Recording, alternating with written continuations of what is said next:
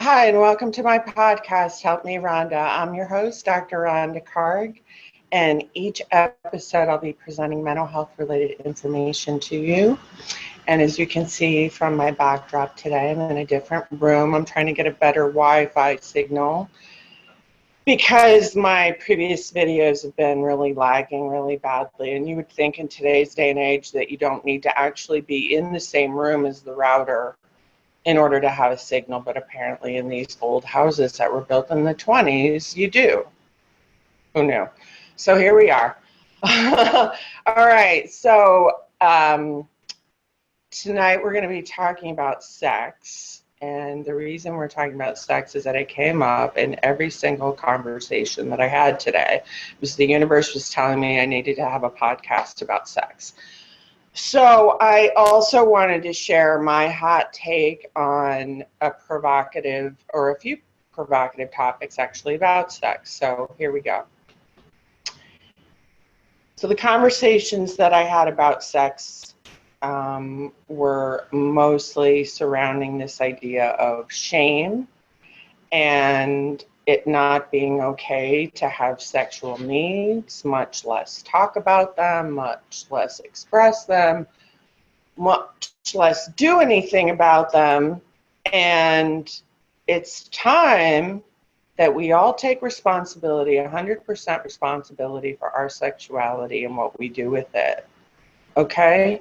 If that means that you're polyamorous, if it means you're monogamous, if it means that you are casually dating a bunch of people, if it means that you're, that you're solo poly, it's your life and you can create whatever life you want to for yourself. But the important thing is that you take responsibility for it and stop blaming your parents for the fact that maybe you have ideas about sex that are not healthy. So if you were constantly given the message that sex was dirty and that you were going to go to hell and that you shouldn't be thinking about it, and we all got really mixed up messages about sex growing up, or at least I know I did. No offense, Mom, but I think a lot of us got some pretty messed up messages about sex. And to be honest with you, I really never had a discussion with my mom about sex after she told me about the birds and the bees, which was basically telling me that when a man and a woman really love each other and they get married, they get so close they make a baby, which told me nothing. Okay? And then I wonder why I was a teen mom, right? But we didn't talk about sex. And so on my journey, I've come a really long way in terms of, working through some of the shame that I had about it and really living my life much more authentically in terms of how do I want to live my life, and recognizing that I can have whatever life that I want to have, and that it's my responsibility to communicate to my partner, if I have one, communicate to them about what I like and what's not working for me and what is working for me. But it's your responsibility to communicate that to your partner. Now, couples not having sex with each other. So years ago, one of my supervisors said to me, if someone is not having sex in their relationship, that's not a good sign. It means that the relationship is on its way out and they've been uncoupling for a while. Uncoupling is a process where, as the term implies, the couple grows apart and they start breaking up, oftentimes years before they actually break up. And so I want you to know, and this is one of my hot takes, and I know this is going to be controversial. This doesn't apply to everyone. But if you and your partner used to have an active sex life and now you don't, there's a problem. If you and your partner used to have an active sex life and you were both happy with it and now you're not having sex, or you're rarely having sex, that is a problem. I'm here to tell you. Guys, I'm here serving tough love 5 days a week. Now it's 6. It's Saturday, okay?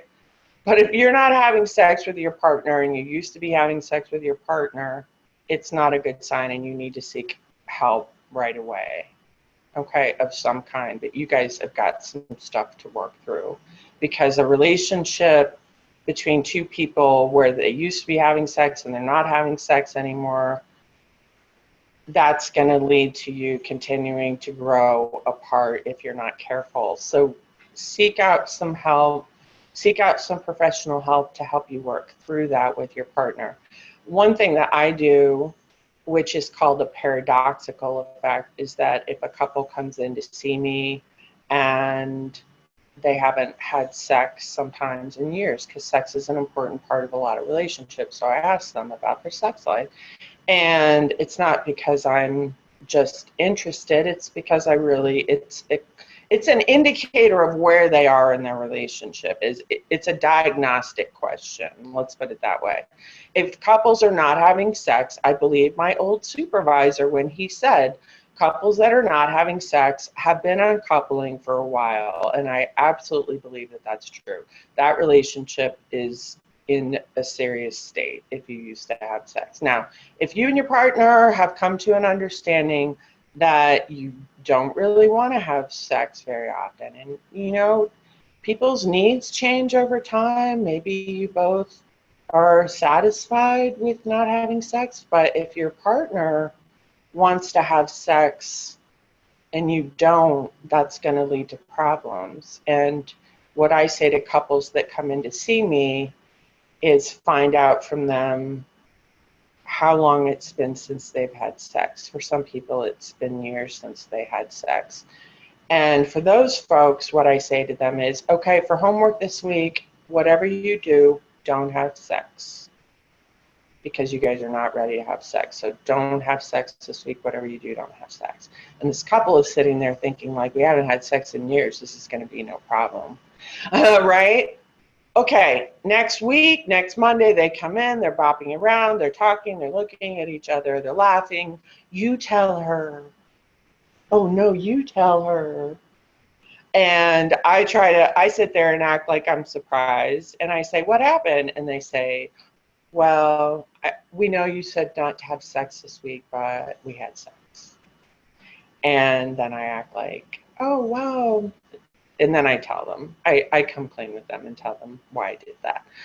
But along those same lines, what I have people do is I ask one partner, how often, how frequently would you like to have sex? And let's say that your partner says they want to have sex once a week. And then I ask you how often you want to have sex, and you say 3 times a week. And so what you do is compromise. So the compromise between once a week and 3 times a week is twice a week, okay? Which is pretty easy, because that means that one day a week you initiate and the other day they initiate. And you pick the days of the week that you're most likely to be in the mood to have sex. And it becomes something that you like look forward to and you talk about, and you might text with your partner about, or talk to them on the phone, talk dirty with them, and get really like fired up about it. And then you can do it, and it's like really good because you've been like anticipating it, had that tension building all day, right? So maybe Saturday afternoon is the time that you initiate sex with your partner, and Sunday morning is the time that they initiate sex with you, and then it's their turn to like think about how they're going to initiate it, and what they're going to do to you, and how they talk about it, and how they get ready, and all that good stuff. All right, so you have sex. If that's the situation, you agree that you're going to have sex twice a week. One day, one initiates. The other day, the other one initiates. Now, this is really the best part about this schedule. And I know it's not romantic, but it works. The other thing is now you have 5 days of the week that we have no status for these days. So what you do is 3 of those days are no sex days. That means no matter what, you can roll around in your own stink. You can be in your sweatpants. You don't have to shave. You don't have to worry about it. 3 days of the week, you are off the hook completely, both of you. You don't have to be thinking about, does she want to? Do I want to? Is she trying to flirt with me? Is she trying to initiate? You just take it off the table. 3 days a week, no sex. The other 2 days of the week, you can have sex if you both want to. And a lot of times, naturally, the couples start having sex. They start having sex on the days that they can, you know, if both of them are interested in it. A lot of times they have sex, not just on the half 2 days, but the get 2 days. Okay, so it works. So I would really recommend that if you and your partner are not connecting physically and one or both of you is unhappy about this, really, guys, pay attention to this. It's so important, I can't tell you. All right, the third thing I have a hot take about is what I call slump busters, which are people that you date right after ending a relationship with someone else. So we used to call them rebounds, and we used to say that rebounds were really bad. This is my hot take. Drop a comment, let me know what you think about it. I think slump busters serve a really important role. Again, slump busters is my term, but I think they serve a really important role in our lives. I think they allow some of us to heal and move on from the last person. And that serves a really, really important role, because some relationships end very painfully, and it's hard to move on without finding a new person to give you hope, to know that there's other people out there that will love you and that you can have a relationship with, or that you can date or hang out with, spend time with, that there's other people, there's other fish in the sea, right? So learning that is really important, and getting in touch with that part of you again, like awakening that sexual part of you again, and like getting to know that person's body. I mean, sex is nectar to the world, guys. And so many people are denying themselves of this because their parents gave them some message about it, or maybe they don't feel entirely comfortable in their own skin, or maybe there's other things that they need to work through, but it's important to work through them. You're responsible for working through this. I'm not saying this for your partner, I'm saying for you, because sex is an important part of a lot of people's lives. And if it's something that you want to have in your life, I want to help you find that. So get to know your body, talk to your partner about what feels good and what doesn't feel good. If you guys need to come up with a schedule where certain days you have sex, certain days you can have sex, certain days you don't have sex, if you need to come up with that schedule, it's helped a lot of people. I highly recommend it if you're not connecting with your partner and you both want to. And, you know, this idea of slump busters, again, very provocative. I've had patients come back from vacations and told me they hooked up with their bartenders, and I was thrilled because it allowed them to get over that last breakup that was devastating to them. It just helps you move on, okay? So as long as you're honest with the person, and as long as you say to them, I'm still healing from my last relationship, and you let them know from a place of vulnerability kind of where you're at. I'm not advocating you go out here and just run through people for your own satisfaction and healing. I don't mean that at all.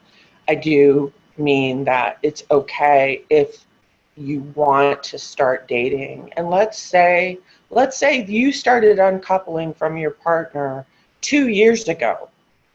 When this relationship ends, you're going to be ready to date like yesterday. Okay? So if you find yourself wanting to date really soon after your relationship ends, then I would say that chances are that you've probably been uncoupling from your partner for a while, and that's why you're ready, is because you've been grieving the end of this relationship for a while. Brock, stop. you've been grieving the end of this relationship for a while. So the key then is to really get in touch with how you're feeling. Are you feeling shame about this issue around sex?